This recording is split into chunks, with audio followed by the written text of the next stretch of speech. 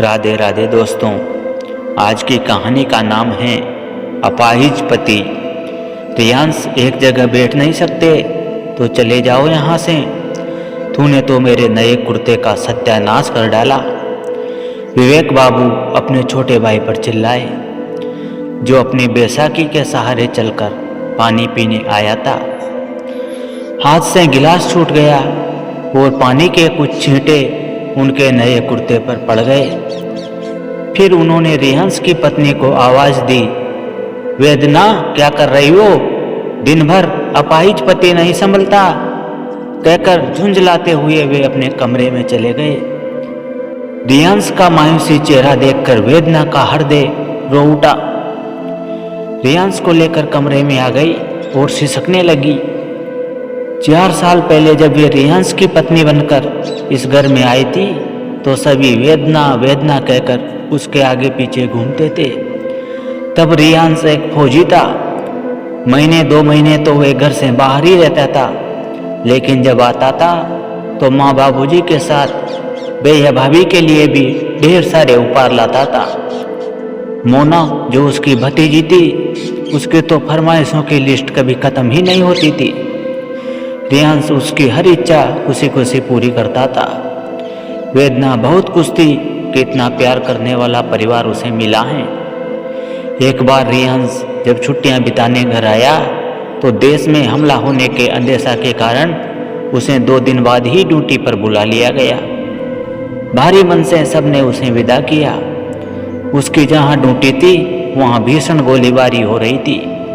उसने बड़ी बहादुरी से दुश्मनों का सामना किया, कईयों को मार गिराया, लेकिन न जाने कहां से दुश्मन की एक गोली उसके दाहिने पैर में आकर घुस गई।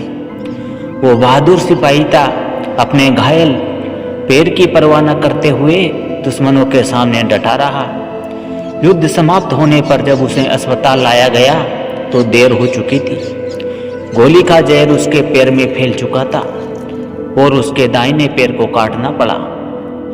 फौज से वो घर वापस आ गया।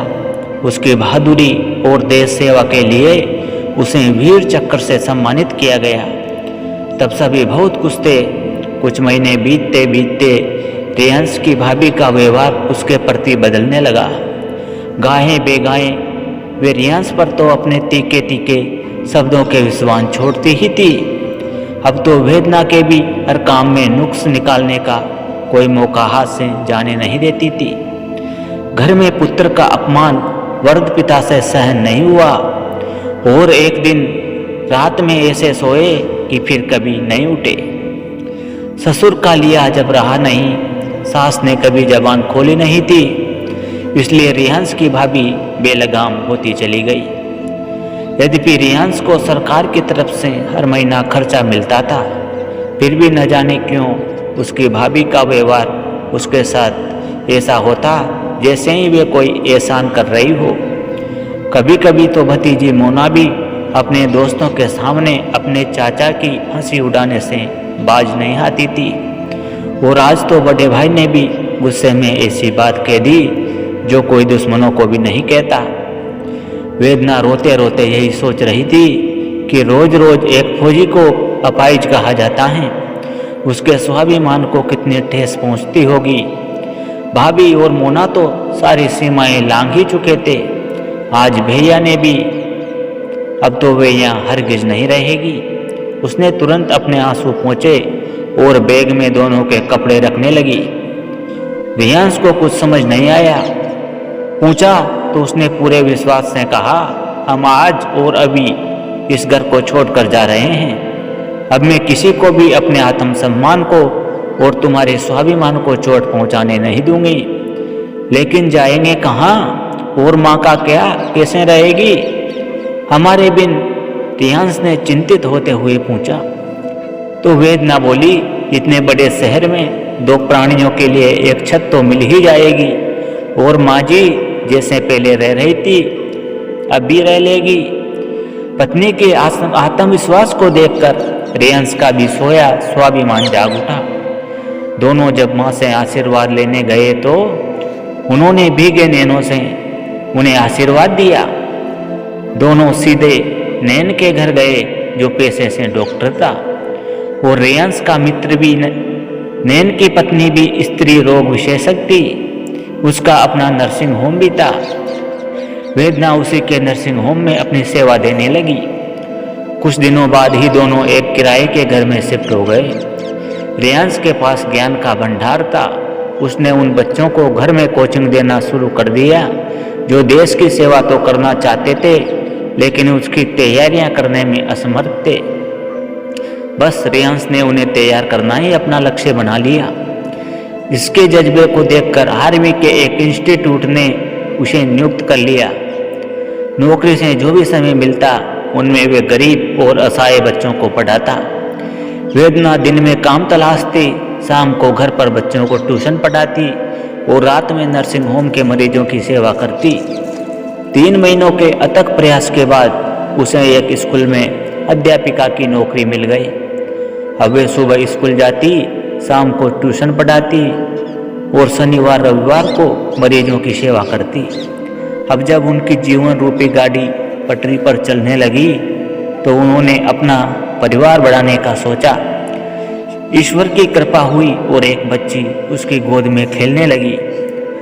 शुरू में तो सब कुछ मैनेज करने में उसे परेशानी हुई, लेकिन एक दूसरे का हाथ बटाने से सब आसान हो गया। रेयांश अपने विद्यार्थियों को पढ़ाने में इतना डूब गया था कि पिछली सभी घटनाएं उसके जहन से विस्मृत हो गई। उनकी बेटी कोमल का पहला जन्मदिन था। वेदना ने शाम को एक छोटी सी पार्टी रखी थी। वे उसी की तैयारी कर रही थी कि तभी दरवाजे की घंटी बजी। दरवाजे पर अपनी जेठानी और मोना को देखकर वे ठिठक गई। शिष्टाचारवश उसने दोनों को अंदर बुलाया। तब मोना उसका पैर पकड़कर रोने लगी। बोली, चाची मुझे माफ कर दीजिए, मैंने चाचा को बहुत अपमानित किया, लेकिन आज उन्हीं की वजह से मैंने कॉलेज में 80% अंक प्राप्त किए हैं। उन्हीं की वजह से क्या? मतलब? वेदना ने आश्चर्य से पूछा। तो जेठानी हाथ जोड़ते हुए बोली, हाँ मुझे माफ कर दो, मैंने तुम दोनों के साथ बहुत बुरा व्यवहार किया है। मोना पढ़ाई में पिछड़ रही थी। तब तुम्हारे भैया ने रेयांश से मोना को पढ़ाने को कहा। रेयांश ने मोना को पढ़ाने में अपनी जान लगा दी थी। कहते हुए उनकी आंखों से अश्रुधारा बहने लगी। वेदना को खुशी हुई कि रेयांश ने अपने स्वाभिमान के साथ अपने संस्कार का भी निर्वहन किया, जो उसके व्यक्तित्व पर सोने पर सुहागा था। रेयांश भी अपनी माँ को लेकर आ गया। फिर से पूरा परिवार एक साथ। शाम की पार्टी समाप्त होने के बाद रेयांश की माँ और भाभी ने उन दोनों से घर वापस चलने को कहा। वेदना जानती थी कि रिश्तों में एक बार दरार पड़ जाए तो वह फिर कभी नहीं भरती, और फिर थोड़ी दूरी रहे तो रिश्ते में प्यार भी बरकरार रहता है। उसके मनोभाव को रेयांश भाप गया। बोला, माँ ऐसे ही ठीक है, तुम्हारे पास रहा तो मैं फिर से बेकार हो जाऊंगा। कहकर वह हंसने लगा, जिसमें छुपे दर्द को सभी ने महसूस किया। माँ भी बेटे बहू की मनोदशा समझ रही थी। वह भी नहीं चाहती थी उनके बेटे को फिर से अपमानित होना पड़े, इसलिए माँ ने भी ज़्यादा जिद नहीं की। जब उनका मन करता वह खुद बेटे के पास रहने आ जाती। अब दोनों भाइयों के रिश्ते ठीक हो गए थे।